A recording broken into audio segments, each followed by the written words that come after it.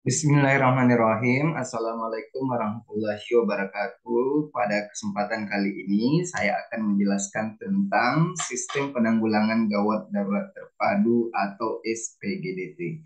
Nah, mungkin istilah ini sudah tidak asing buat kita semua.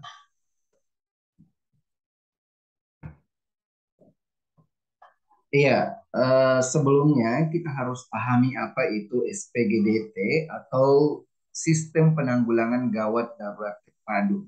Jadi SPGDT ini harusnya diterapkan dalam kehidupan sehari-hari. Ya, ini harus menjadi sebuah sistem, sebuah eh, kebijakan yang berlaku di negara Indonesia dan memang sudah ada regulasi atau peraturan yang dikeluarkan sejak tahun 2016 oleh pemerintah Indonesia tentang pelaksanaan sistem penanggulangan gawat darurat terpadu.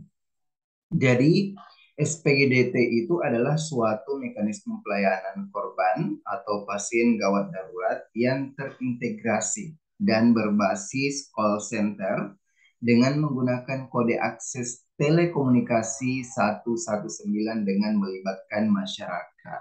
Ya, jadi bagaimana suatu sistem ya yang dilakukan dalam penanganan gawat darurat ya dan terintegrasi. Misalnya ada kejadian gawat darurat, baik itu kasus kejadian gawat darurat sehari-hari maupun karena kejadian bencana, masyarakat menelpon kemana? Menelpon ke 119. Maka itu akan terhubung dengan operator di Jakarta Pusat yang disebut dengan Pusat Komando Nasional ya atau MCC ya.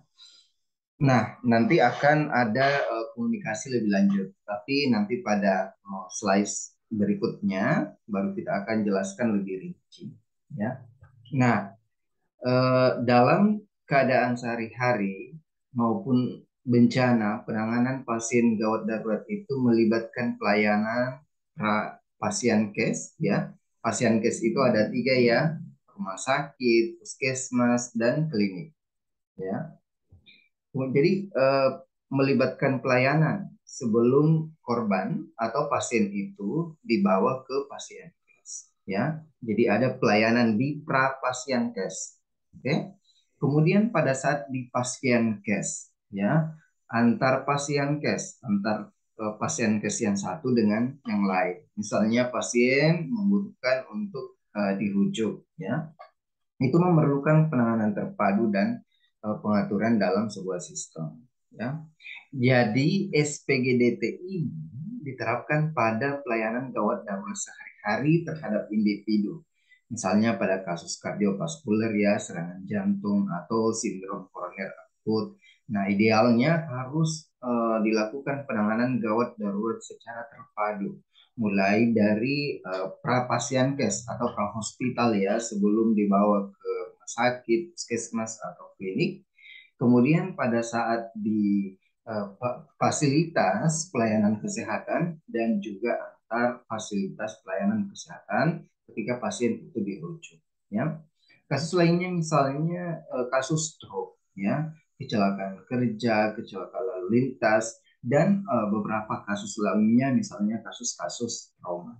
Jadi ingat ini idealnya harus dilakukan sistem penanggulangan gawat darurat terpadu. Bukan lagi pasien yang datang langsung ke rumah sakit. Ya, jadi masyarakat, pasien atau korban cukup menelpon saja ke 119, maka itu akan terhubung ke operator ya di MCC ya. Nanti akan diteruskan ke eh, PSG sesuai dengan wilayah korban atau pasien ya. Nah, pada saat bencana penyelenggaraan sistem penanggulangan gawat terpadu ini dilaksanakan berkoordinasi dengan badan yang membidangi bencana.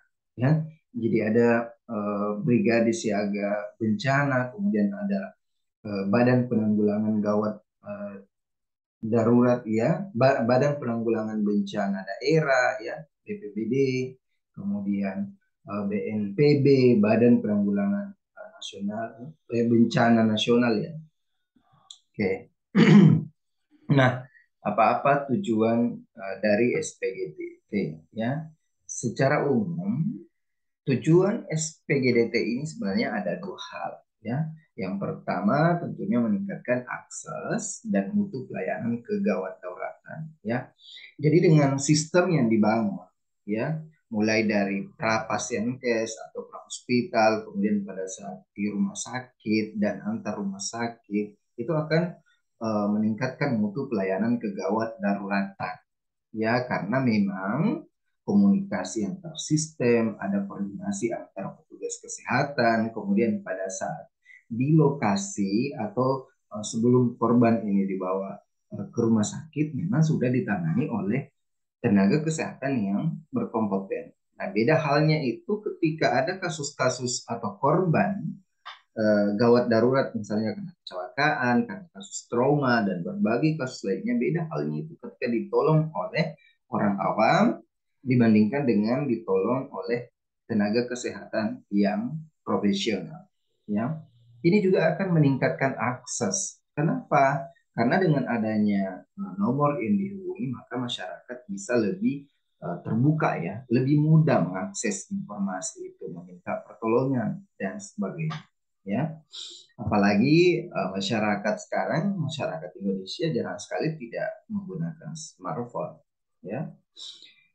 Kemudian yang kedua akan mempercepat waktu penanganan atau respon time korban atau pasien gawat darurat ya. Jadi ini akan mempercepat waktu penanganan respon time. Ingat ya, sebenarnya respon time itu ketika ada korban gawat darurat tidak boleh lebih dari 10 menit ya. Harus segera ditolong pasiennya.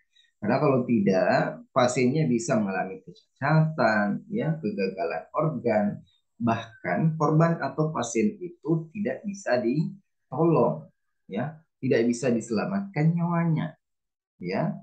Padahal di gawat darurat itu time life saving, ya. Bagaimana kita bisa menjaga keamanan nyawa pasien atau mempertahankan keselamatan nyawa pasien, ya. Nah, dengan diterapkannya SPGDT ini, sistem penanggulangan gawat darurat terpadu, maka akan menurunkan angka kematian serta kecacatan. Karena cepat ditolong, ya, kemudian ditolong oleh tenaga yang profesional. Nah, kalau kita melihat tujuan tadi, maka kita breakdown menjadi tujuan khusus. Apa sih sebenarnya tujuan khusus dari SPGDT ini? Ya, pertama adanya pedoman, ya, atau panduan dan SOP kegiatan sesuai dengan peran masing-masing.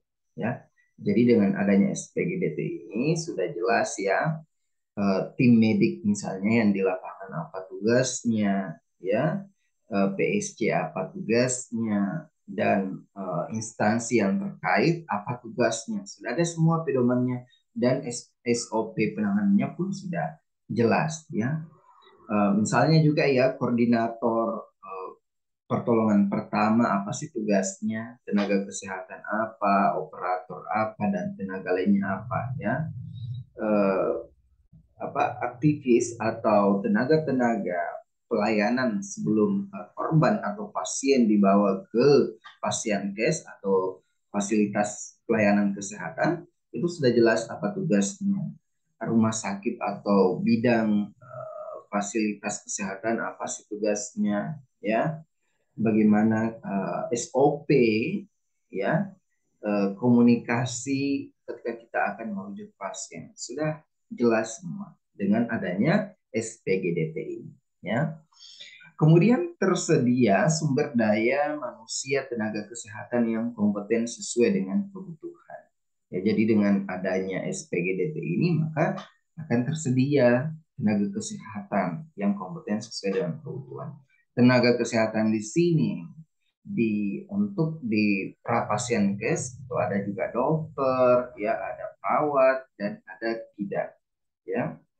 Kemudian tersedianya sarana prasarana yang terstandar. Ya, jadi memang untuk menyelenggarakan sistem penanggulangan gawat darurat terpadu untuk menyelamatkan nyawa korban ya atau mengatasi masalah kegawat dauratan, maka harus tersedia sarana prasarana yang terstandar.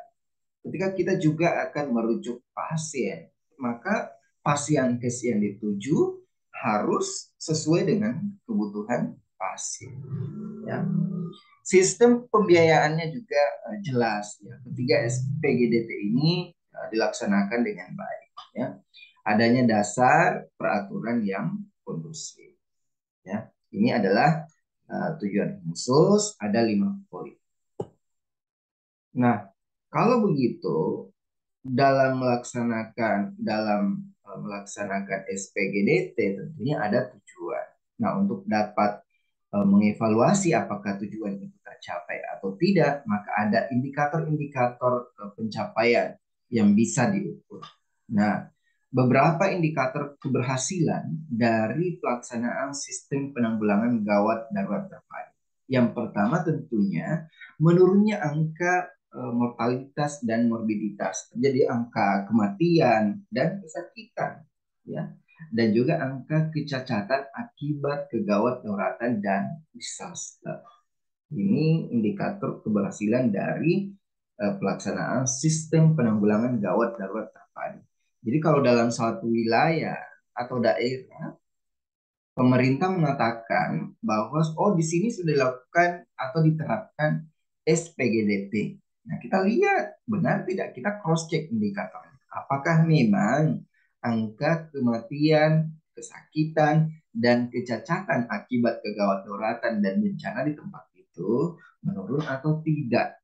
Kalau menurun iya berarti berhasil. Tetapi kalau tidak, ya mungkin saja harus dilakukan monitoring, evaluasi, dan tindak lanjut. Mungkin saja program itu harus dievaluasi kembali ya karena tidak menurunkan angka kematian dan kesakitan.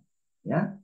Lalu yang kedua, terlaksana SOP atau Hospital Disaster Plan dengan baik. Terlaksana ya bagaimana perencanaan penanganan bencana di rumah sakit.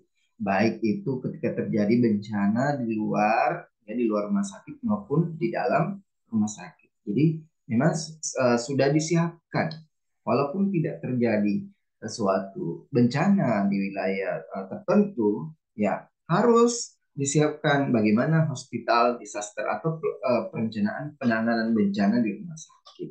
Karena rumah sakit adalah salah satu unit dalam menyelenggarakan SPGDT ini. Ya, jadi rumah sakit itu sangat mendukung. Kemudian rapid response atau memilai ya berjalan dan juga infeksi nosokomial di fasilitas pelayanan kesehatan itu dapat diminimalisir ya dengan uh, dengan dilakukannya SPGDT ini, maka manfaatnya apa? Ya, jadi manfaatnya apa? Manfaatnya adalah mewujudkan masyarakat yang sehat, ya, aman dan sejahtera atau safe community. Jadi dengan implementasi SPGDT ini, maka akan terwujud masyarakat yang sehat, aman, dan sejahtera atau safe community. Karena memang penanganannya sudah terintegrasi, ya, sudah ada yang ditentukan siapa yang harus bertugas atau berperan menangani pasien-pasien atau korban gawat darurat baik itu di pra pasien kes, di intra pasien kes dan antar pasien kes. Komunikasinya juga sudah jelas ya. Jadi itu tupoksi, tugas dan tanggung jawab setiap komponen sudah jelas. Maka akan terciptalah masyarakat yang sehat, aman, dan sejahtera atau safe community. Nah, untuk dapat menyelenggarakan SPGDT ini, maka ada 3 sistem yang harus dijalankan. Apa itu? Pertama, sistem komunikasi gawat darurat secara terintegrasi. Dan itu dapat dimanfaatkan oleh seluruh masyarakat Indonesia. Jadi memang ketika terjadi kejadian gawat darurat, baik itu kejadian gawat darurat sehari-hari yang per kasus ya, misalnya kejadian serangan jantung, stroke, kecelakaan, trauma dan sebagainya, maupun kejadian yang lebih luas cakupannya misalnya bencana, itu sudah harus jelas di mana kita harus menelpon di 119 dan itu akan diterima oleh operator di pusat. Ya, tadi saya katakan pusat Komando Nasional atau MCC, ya, diterima di sana oleh operator. Nanti operator di pusat akan meneruskan panggilan itu ke PSC, Public Safety Center, ya, sesuai dengan wilayah korban, maka akan diangkat. Nanti di situ PSC di suatu wilayah, di wilayahnya korban atau pasien akan koordinasi juga dengan instansi terkait, ya, lalu ke lokasi, ya, lokasi korban untuk melakukan penanganan, ya, gawat darurat. Oke, jadi memang ini sistem penanggulangan gawat darurat terpadu, jam operasionalnya itu 7 hari atau 1 minggu dan 24 jam, ya, karena gawat darurat atau kejadian gawat darurat tidak dapat diprediksi dan memang harus cepat. Ketika ada kejadian gawat darurat harus kita bertindak secara cepat. Kemudian sistem penanganan korban atau pasien gawat darurat itu juga sudah diatur, ya, bagaimana cara penanganan korban atau pasien gawat darurat supaya bisa terselamatkan. Bagaimana caranya menangani di lokasi kejadian, ya. Kemudian sistem transportasi gawat darurat, ya. Sistem transportasi ini juga harus menggunakan transportasi yang sangat terstandar, ya, yang mendukung penyelamatan nyawa pasien. Jadi beda itu transportasi jenazah dengan transportasi pasien atau korban gawat darurat, ya. Harus digunakan sesuai dengan peruntukannya. Jangan sampai kita menggunakan ambulans jenazah untuk menolong korban yang masih sadar, yang masih hidup, ya. Itu kan berbeda alat-alat yang ada di dalam ambulans, ya. Nah, tadi saya katakan bahwa dalam penyelenggaraan SPGDT ini maka ada dua lembaga yang dibentuk, ya. Satu yang di pusat, kemudian satu di daerah, provinsi, di kota atau kabupaten, ya. Agar dapat berjalan dengan baik, maka dibentuk pusat komando nasional, ya, seperti yang saya sampaikan tadi, atau National Command, ya, Center, ya, atau MCC.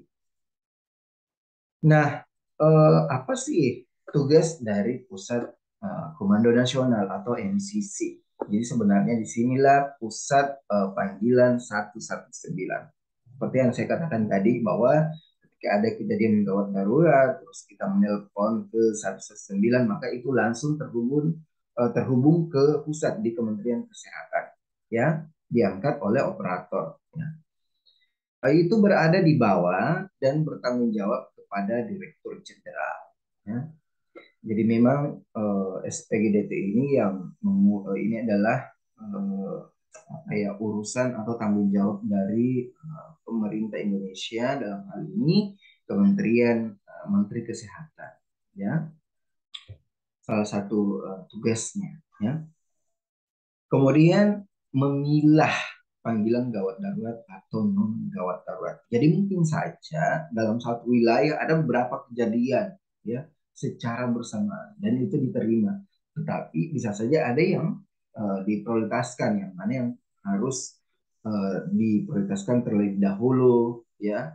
Misalnya ada 5 lokasi, ya mungkin saja 2 lokasi saja karena 3 lokasi ini dianggap non gawat darurat, ya, seperti itu. Lalu meneruskan panggilan. Jadi begitu NCC ini atau 119 operator 119 yang di pusat, yang di Kementerian Kesehatan menerima telepon kejadian gawat darurat dari masyarakat atau individu atau korban, maka itu akan diangkat, ya, diangkat, ditanyakan lokasinya, keadaannya bagaimana, ya, apa apa yang di, lalu PSC itu panggilannya diteruskan ke PSC, ya, di PSC di wilayah korban. Oke, kemudian NCC ini atau Pusat Komando Nasional pelaksanaan SPGDT itu juga mendokumentasikan semua eh, informasi kejadian gawat darurat yang diterima, kemudian melakukan monitoring, ya.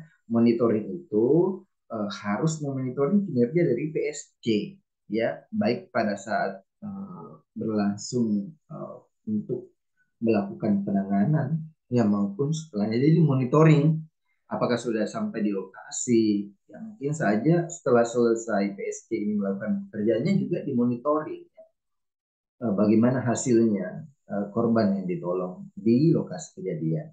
Kemudian juga uh, uh, NCC ini akan melakukan pelaporan dan evaluasi. Jadi melakukan pelaporan kegiatan dan juga mengevaluasi tugas dan tanggung jawab atau kegiatan. Ya.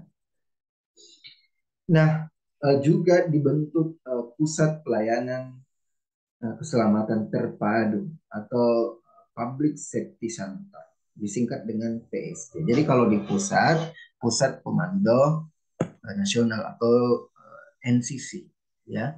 Kalau di di kabupaten atau kota itu PSC atau Public Safety Center, disebut juga dengan Pusat Pelayanan Keselamatan Terpadu, ya.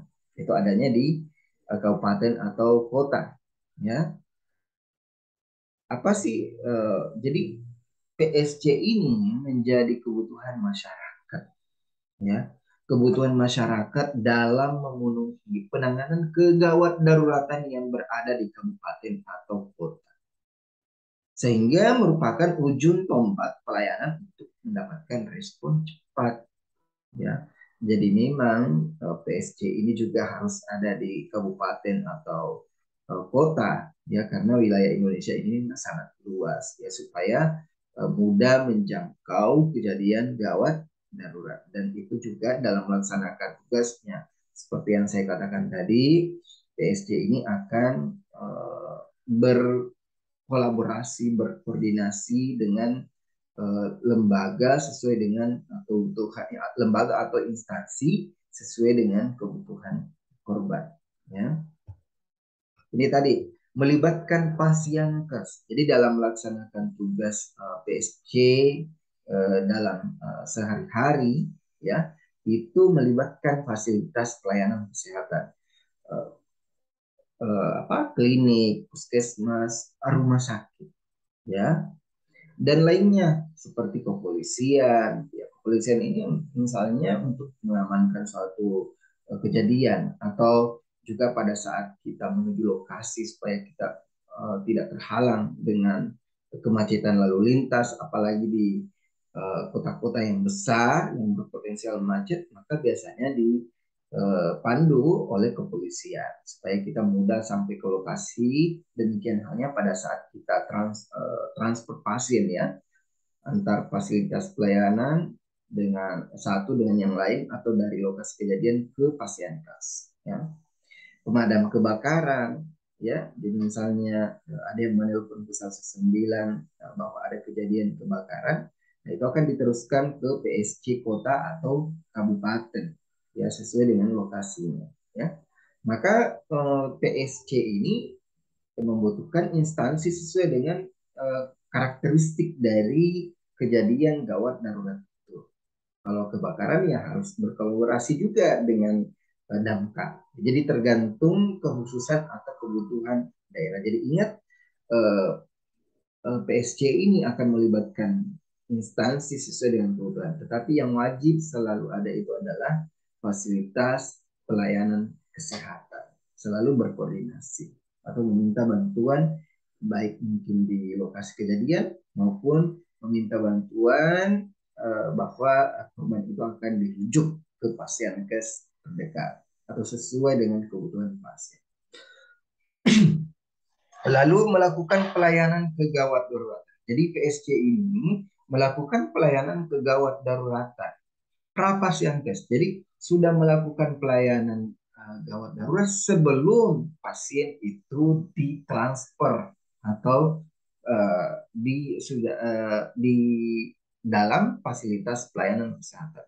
Dia harus cepat di lokasi kejadian, sudah harus ditangani korbannya, bahkan harus stabil dulu kondisinya baru dirujuk ya. Dengan menggunakan algoritma kegawat dauratan yang ada dalam sistem aplikasi call center 119. Jadi memang algoritma itu banyak ya, dan sudah disediakan dalam sistem aplikasi call center 119. Sebentar kita akan lihat apa-apa saja sistem aplikasi yang ada di call center 119. Nah, apa sih fungsi PSG? Ya, fungsi PSG ini yang pertama sebagai pemberi pelayanan korban atau pasien gawat darurat dan atau pelapor melalui proses triase pemilahan kondisi korban atau pasien gawat darurat. Jadi PSG ini berfungsi memberikan pelayanan kepada korban atau pasien. Dan pada saat di lokasi, seperti yang saya selalu katakan bahwa mungkin saja korbannya tidak hanya satu, lebih dari 10, ya banyak. Ya tentunya harus dalam menolong korban atau memberikan pelayanan itu harus dipilah, harus diprioritaskan. Yang mana dulu yang menjadi prioritas untuk diberikan pertolongan atau ditangani. Nah, dalam memprioritaskan pasien maka kita menggunakan namanya trias. Yang mana yang triase itu adalah proses pemilahan dan pasien sesuai dengan tingkat kegawatan. Ya. Lalu yang kedua sebagai pemandu pertolongan pertama atau first aid. Ya. Jadi dalam menolong korban atau pasien gawat darurat itu kan tadi melibatkan beberapa uh, instansi, yang petugas, ya, tenaga. Nah, PSG ini berfungsi sebagai pemandu pertolongan pertama, ya. Pengevakuasi korban atau pasien gawat darurat. Ini juga adalah tugas PSG, bagaimana mengevakuasi korban dari lokasi kejadian ke tempat yang lebih aman atau di lokasi kejadian ke fasilitas pelayanan kesehatan seperti di UGD rumah sakit, ya. Kemudian sebagai pengordinasi dengan fasilitas pelayanan kesehatan. Jadi memang dalam menolong atau menangani korban gawat darurat dalam implementasi atau pelaksanaan dari SPGDT ini, maka PSG berfungsi bagaimana berkoordinasi dengan fasilitas pelayanan kesehatan. Jadi PC itu tidak boleh langsung merujuk ke pasien sebelum koordinasi dulu dengan rumah sakit yang akan dituju, ya, atau klinik dan puskesmas yang akan dituju. Nah, apa tugas dari Public Safety Center ini? Yang pertama, menerima terusan atau dispatch panggilan kegawat darurat dari Pusat Komando Nasional atau National Command Center, ya, atau NCC. Jadi dia menerima dan tidak boleh menolak telepon. Harus, makanya operatornya 24 jam harus berjaga, ya. Lalu melaksanakan pelayanan kegawat daruratan dengan menggunakan algoritma kegawat daruratan, ya. Juga bertugas memberikan layanan ambulans, ya, memberikan informasi tentang fasilitas pelayanan kesehatan dan juga memberikan informasi tentang ketersediaan tempat tidur di rumah sakit. Itulah tugas dari PSG. Nah, di mana lokasi PSG? Ya, dalam suatu wilayah memang harusnya ada PSG di kota ataupun di kabupaten. Ya, harus ada PSG, Public Safety Center. Di mana lokasinya?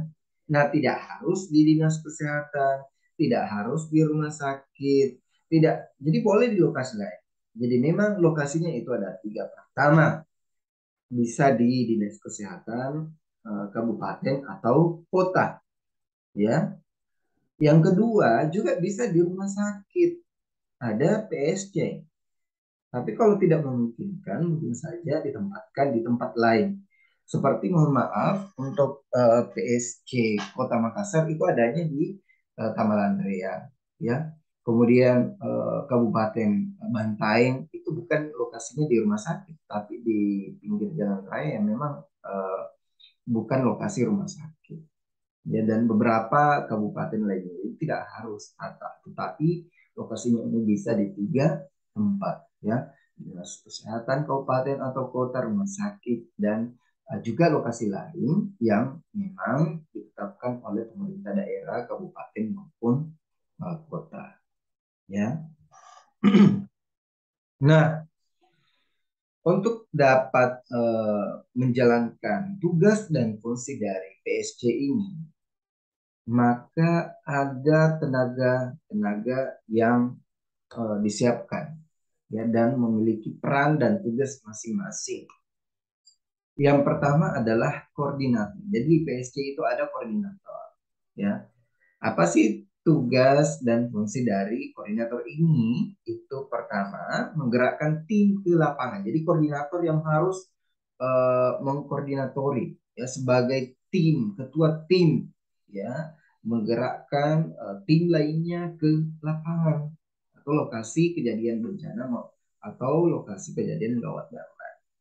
Mengkoordinasikan kegiatan dengan kelompok lain di luar bidang kesehatan. Jadi mungkin saja tadi saya katakan bahwa kita itu berkolaborasi, tergantung ya kasus kejadian bencana, berkolaborasi dengan pihak lain, instansi lain, bukan hanya dengan fasilitas pelayanan kesehatan, tetapi mungkin saja dengan kepolisian, dengan TNI, dengan tokoh masyarakat, tokoh agama, dengan apalagi ya, eh, dengan damkar, ya. Iya, maka yang berkoordinasi adalah koordinator. Jadi di FBSC ini tidak boleh saling mengambil pekerjaan. Jadi tugas dan atau tupoksi sudah harus jelas. Karena kalau tidak jelas itu kacau sebuah organisasi. Ya, kacau PSC kalau tidak jelas ini. Makanya sudah ditetapkan tugas dari koordinator. Ya. Yang kedua, untuk dapat melaksanakan tugas dan fungsi dari PSC ini, maka harus ada operator call center, ya. Nah, ini akan menerima dan menjawab panggilan yang masuk ke call center. Jadi kalau ada panggilan dari 119 yang di pusat, ya, harus diterima dan dijawab oleh operator.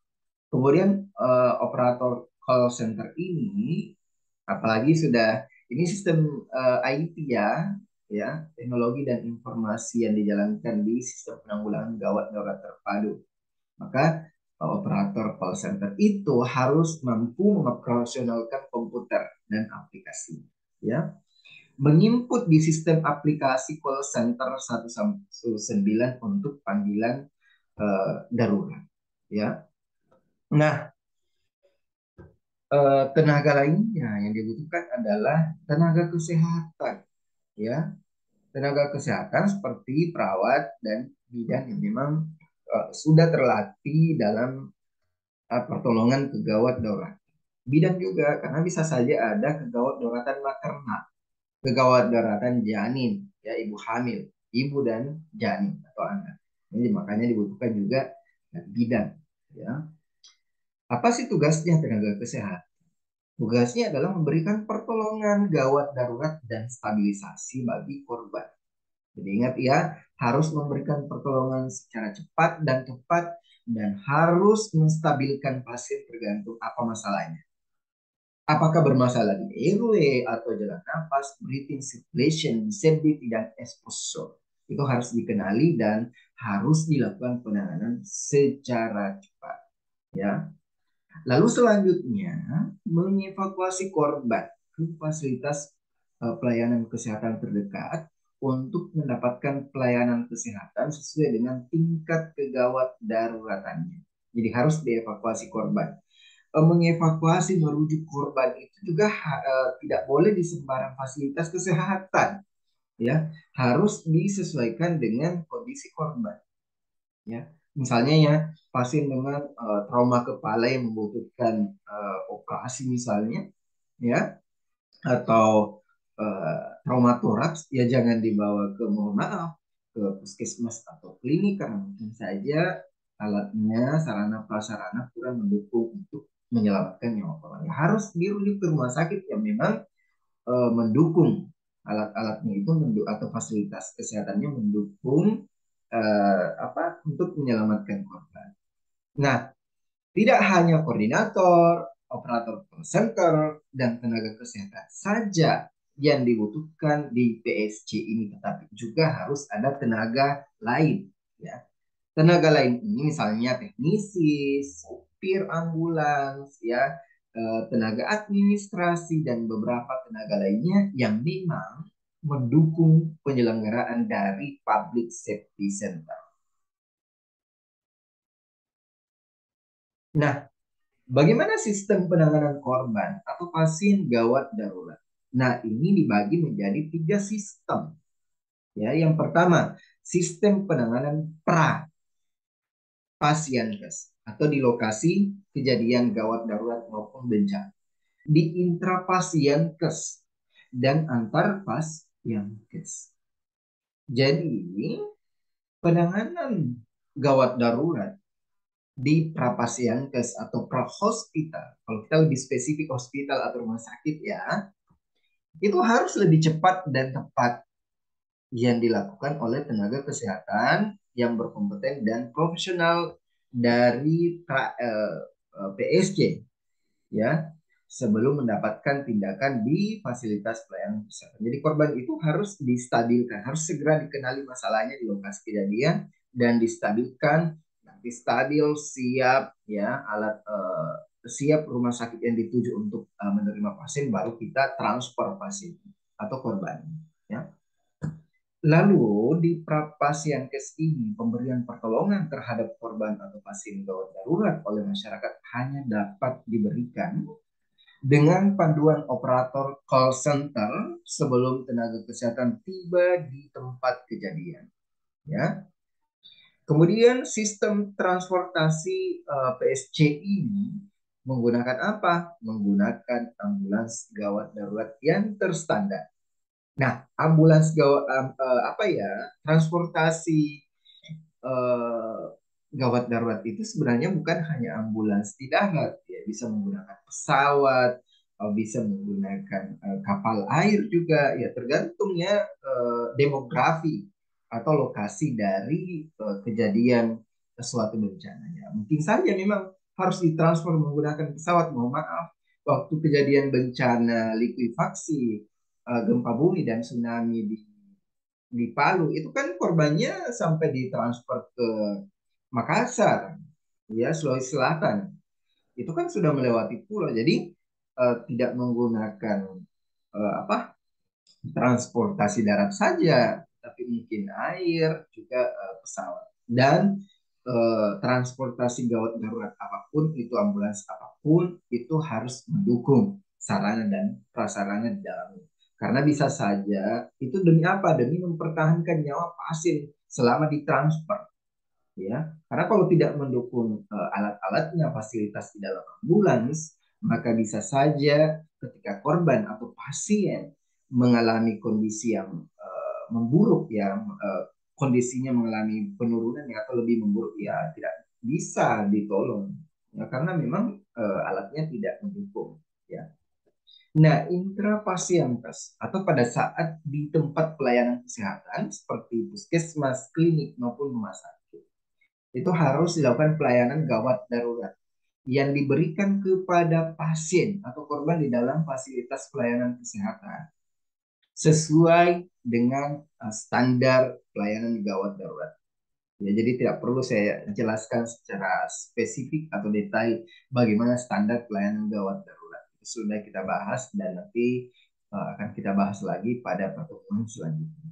ya bagaimana mulai dari menerima pasien ya sampai pada penanganan lebih lanjut. Ini juga dilakukan melalui suatu sistem dengan pendekatan multidisiplin dan multiprofesi. Jadi korban-korban gawat darurat dalam implementasi SPGDT ini, ketika pasien sudah sampai di pelayanan kesehatan atau di UGD, itu sudah harus dilakukan kolaborasi multidisiplin ilmu dan multiprofesi untuk dapat menyelamatkan atau mempertahankan nyawa pasien. Ya, jadi ingat ya, tenaga kesehatan itu bukan menghidupkan nyawa pasien, tetapi menyelamatkan atau kalau menghidupkan itu hanya Allah ya, Tuhan saja.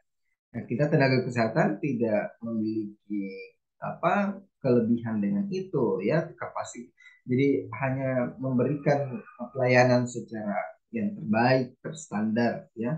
Hidup dan matinya pasien itu ada di ketentuan Tuhan yang Maha Esa ya.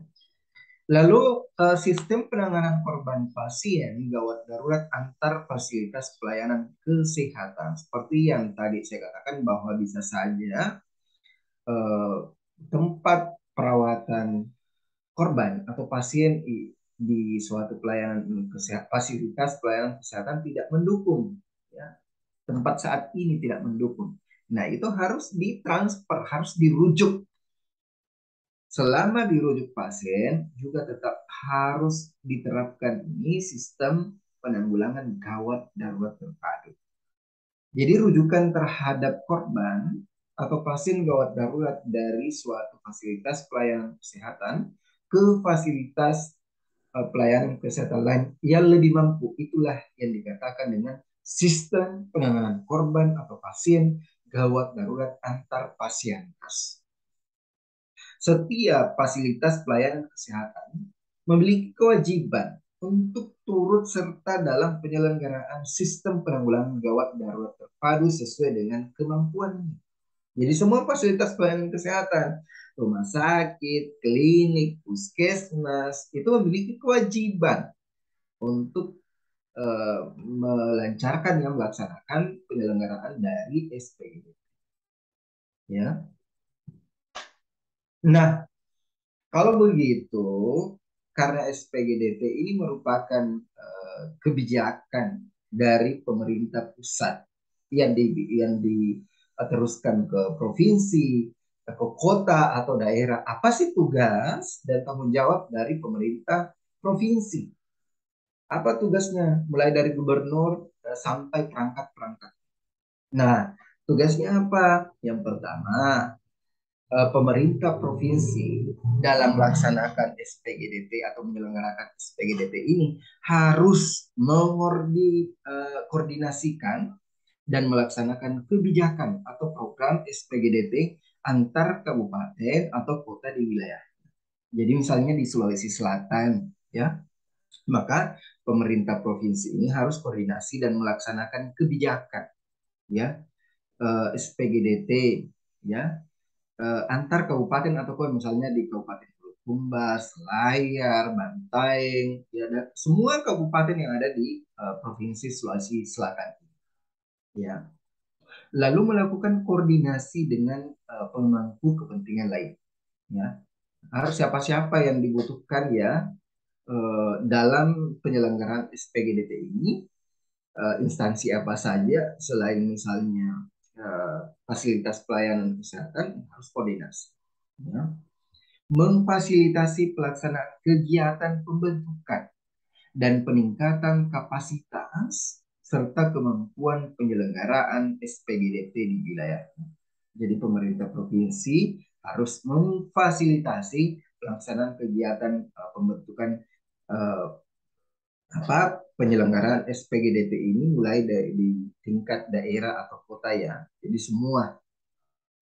Kemudian menghimpun data penyelenggaraan SPGDT tingkat provinsi dan melakukan evaluasi terhadap SPGDT di wilayah. Jadi harus menghimpun semua data-data SPGDT ya di kabupaten atau kota, lalu harus melakukan evaluasi dari penyelenggaraan SPGDT. Apakah penyelenggaraan evaluasi itu monitoring evaluasi ya? Apakah sudah berjalan dengan baik atau belum?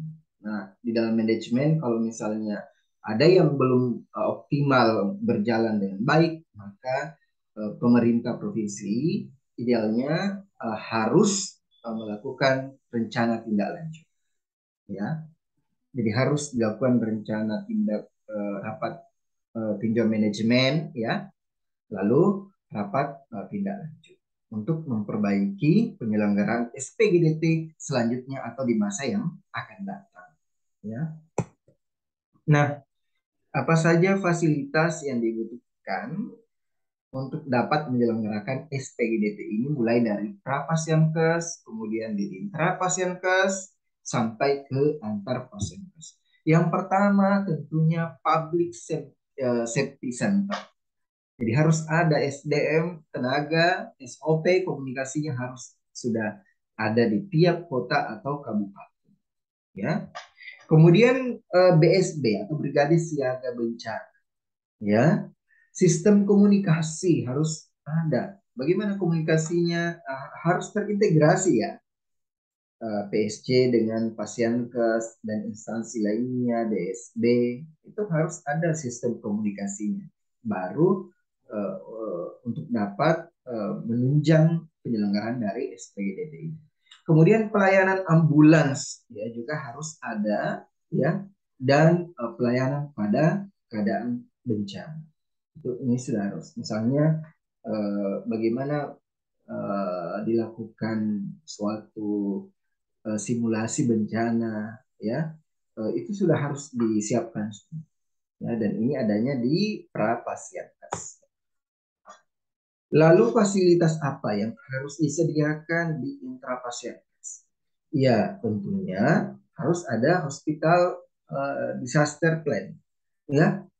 Jadi harus ada perencanaan penanggulangan bencana rumah sakit, ya, baik itu kejadian bencananya atau lokasinya di dalam rumah sakit maupun di luar rumah sakit, sehingga pada saat tidak diminta-minta memang terjadi bencana yang nyata, itu semua sudah siap karena memang sudah disiapkan, ya. Lalu BSB rumah sakit. Jadi BSB itu tidak hanya di luar rumah sakit saja, tetapi idealnya juga harus ada di dalam rumah sakit, ya. Yang SDM ini akan bertugas memberikan pertolongan, ya, evakuasi pada saat ada kejadian bencana di rumah sakit. Kemudian juga tentunya harus disediakan unit-unit khusus di rumah sakit. Misalnya high care unit atau HCU, ya, HCU, ya. Uh, ini tujuannya untuk apa? Ruangan ini ditempati oleh pasien yang memang hemodinamiknya sudah stabil, ya, sudah proses pemulihan pasiennya sudah sadar, ya, pokoknya sudah stabil kondisinya, tetapi membutuhkan pemantauan, monitoring yang ketat, sehingga ruangan ini harus disediakan, ya. Kemudian ruangan apa lagi? Ruangan ICU. Mungkin ada pasien-pasien atau seseorang yang membutuhkan pemantauan intensif dari multidisiplin ilmu atau multiprofesi dan didukung dengan alat-alat teknologi yang canggih. Maka harus disediakan ICU, ya. Tuh, apalagi ya kamar OK, ya, mungkin ada pasien-pasien trauma yang atau korban trauma yang dibutuhkan OK, harus disediakan OK dan sebagainya. Kamar jenazah, ya, jadi dalam penanggulangan SPGDT ini fasilitas kesehatan terutama rumah sakit dan puskesmas ya harus menyediakan uh, rumah duka, ya, atau kamar jenazah. Untuk apa? Jadi pasien-pasien yang sudah meninggal ya ditransfer di kamar jenazah, dan juga pada saat bencana harus dilakukan diberikan kode, ya, kode apa? Kode identitas, ya, karena akan ada keluarga yang mencari, ya, dan sebagainya. Jadi di kamar jenazah itu juga harus dilakukan pengelolaan dengan baik. Jangan karena di situ semua sudah korban meninggal misalnya atau seseorang yang sudah meninggal lalu diabaikan, ya tidak begitu. Ya, semua harus disiapkan dan dimanage dengan baik. Nah, fasilitas apa saja, sistem apa saja yang dibutuhkan di antar pelayanan kesehatan. Pertama, evakuasi, ya. Jadi harus dievakuasi, ya. Mungkin saja pasien yang satu ini yang ditempati oleh pasien saat ini tidak apa, tidak mendukung, ya, tidak mendukung alat-alatnya, ya, tidak mendukung alat-alatnya sehingga si korban ini atau si pasien ini harus dirujuk, ya. Jadi harus memang melakukan evakuasi, ya. Oke, maaf. Nah, apa itu syarat dari evakuasi? Jadi kita tidak boleh asal mengevakuasi korban atau pasien tanpa koordinasi dengan baik, tanpa syarat yang jelas. Jadi syarat yang pertama adalah korban sudah berada dalam eh, kondisi atau keadaan yang sudah stabil dan memungkinkan untuk dievakuasi. Jadi jangan evakuasi korban sebelum stabil, baik itu di lokasi kejadian ke pasien case ataupun dari pasien case yang satu ke pasien case yang lainnya. Stabilkan dulu minimal airway-nya, breathing, sirkulasi, ya. Kalau sudah stabil, baru dievakuasi, ya. Korban itu telah disiapkan atau dipasang juga alat yang diperlukan untuk transportasi. Misalnya dicurigai cedera servikal, maka sudah harus terpasang nekolar, ya. Sesak napas sudah harus ada oksigen, fraktur harus ada bidai. Ya, jadi distabilkan dulu korbannya, ya. Fasilitas kesehatan penerima atau rumah sakit juga itu harus ditelepon. Jadi harus berkoordinasi sebelum dirujuk pasien. Karena jangan sampai rumah sakit yang dituju tidak ditunjang dengan SDM, ya, alatnya tidak tersedia atau pasiennya full, ya, sudah tidak ada lagi ruangan atau kamar yang kosong. Kalau kita rujuk terus dipaksakan di sana, yang korban ini adalah pasiennya, ya. Jadi harus dipastikan dulu, ditelepon dulu rumah sakit ataupun pasien case yang dituju. Nanti setelah siap diterima, baru pasien itu dievakuasi, ya. Nah, kendaraan dan pengawalan yang digunakan juga atau ambulans, ya, harus tersedia. Itu syarat untuk mengevakuasi korban atau pasien. Nah, sebenarnya ada beberapa bentuk evakuasi, ya. Ada tiga hal, ya. Ada evakuasi darurat, kemudian ada evakuasi segera, ya, dan juga ada evakuasi biasa. Jadi evakuasi darurat itu adalah evakuasi yang harus dilakukan segera. Jadi korban harus segera dipindahkan dari lokasi kejadian gawat darurat atau bencana yang membahayakan untuk mempertahankan nyawa korban dan harus ditolong segera. Itu ya namanya evakuasi darurat. Jadi harus segera dipindahkan korban ke lokasi kejadian dari lokasi kejadian ke tempat yang lebih aman untuk diberikan pertolongan. Itulah namanya evakuasi darurat, ya. Kemudian ada evakuasi segera. Apa itu evakuasi segera? Ya, evakuasi korban yang harus dipindahkan karena adanya ancaman nyawa yang mungkin penanganannya tidak bisa dilakukan di tempat kejadian, tetapi harus di pasien case yang lebih mendukung, baik itu SDM-nya maupun fasilitasnya. Apa-apa saja itu contoh kasusnya, misalnya pasien sindrom koroner akut, ya, stroke, ya, pasiennya shock atau pendarahan, ya, trauma dada, ya, flail chest, tension pneumotor, ya, itu harus segera begitu stabil harus segera dievakuasi korbannya. Ya. Kemudian evakuasi biasa. Apa itu evakuasi biasa? Ya, evakuasi biasa itu ketika korbannya tidak mengalami ancaman nyawa, tapi butuh mendapatkan pertolongan di rumah sakit. Itu namanya evakuasi biasa. Nah, fasilitas yang dibutuhkan di pasien antar pasien kes ini juga bantuan polisi. Jadi kita butuh bantuan polisi sebenarnya untuk mengontrol lalu lintas tetap lancar, terutama di kota-kota besar. Karena jangan sampai pada saat kita merujuk pasien mengalami kemacetan di jalan. Nah, tujuannya ini harus dikontrol oleh kepolisian supaya pasien itu bisa ditransfer membutuhkan waktu yang cepat dari rumah sakit tempat korban atau pasien ke rumah sakit yang kita akan tuju atau rumah sakit rujukan. Ya. Nah, apa tugas dan tanggung jawab pemerintah daerah atau kota dalam penyelenggaraan sistem penanggulangan gawat darurat terpadu? Jadi kalau tadi saya sudah sampaikan tugas dan tanggung jawab pemerintah provinsi, sekarang saya sampaikan pemerintah daerah atau Pemkot. Ya. Pertama, melaksanakan kewajiban atau program SPGDT, ya, membentuk PSJ, kerjasama juga, ya, kerjasama PSC antar daerah, ya, ini yang harus dilakukan oleh Pemda, ya.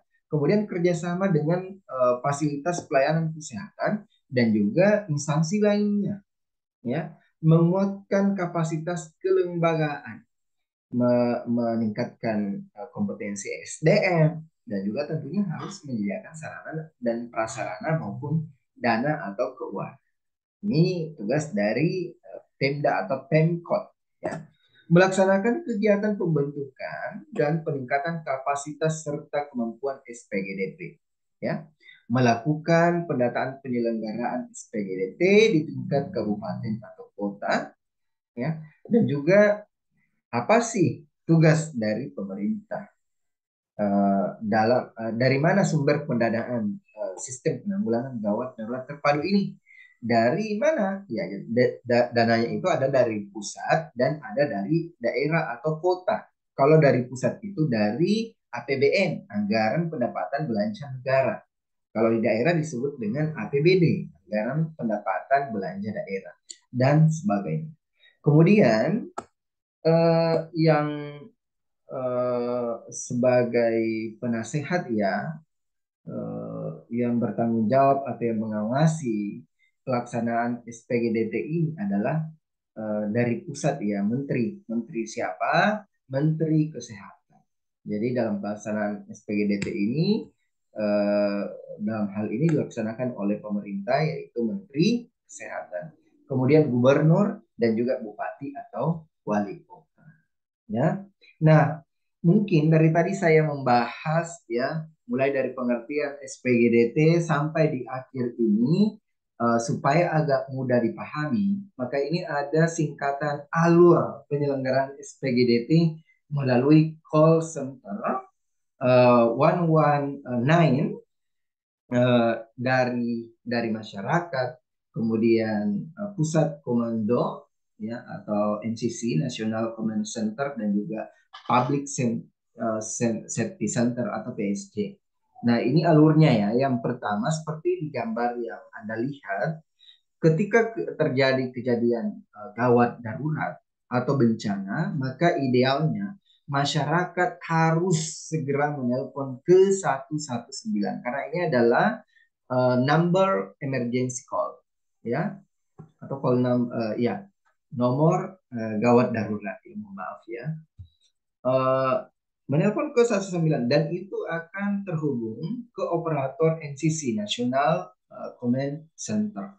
Nah, nanti NCC ini akan mengoperasionalkan beberapa aplikasi, ya.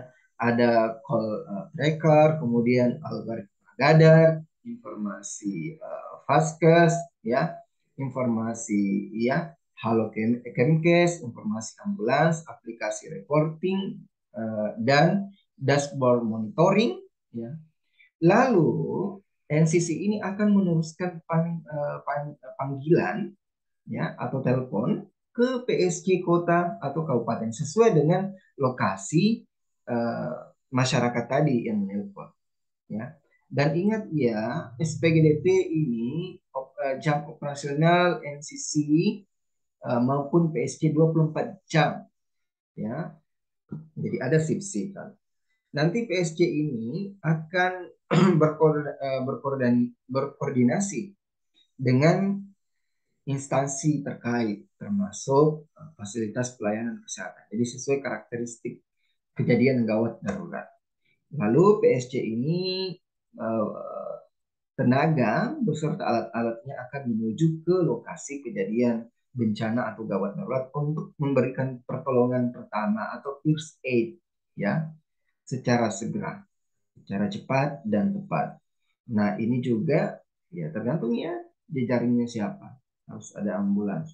Setelah itu, setelah kondisi korban stabil saat ditangani, maka eh, lanjut ya ditransfer atau dirujuk ke pusat pelayanan kesehatan atau fasilitas pelayanan kesehatan yang mendukung atau menunjang penyelamatan nyawa pasien. Ya, saya kira demikian apa yang saya sampaikan terkait dengan sistem penyelenggaraan gawat darurat terpadu atau SPGDT, dan apa yang saya sampaikan ini referensinya sesuai dengan peraturan atau Permenkes peraturan Menteri Kesehatan Republik Indonesia nomor 19 tahun 2016 tentang sistem penanggulangan gawat darurat terpadu. Untuk file dari peraturan ini kalian atau adik-adik bisa searchingnya di Google ya. Saya kira demikian, mudah-mudahan dapat dipahami dan diterapkan pada saat adik-adik nanti bekerja. Mohon maaf bila terdapat kekurangan. Saya Sudarman, sampai ketemu di pertemuan selanjutnya. Mudah-mudahan sehat selalu, dimurahkan rezekinya, dimudahkan segala urusannya.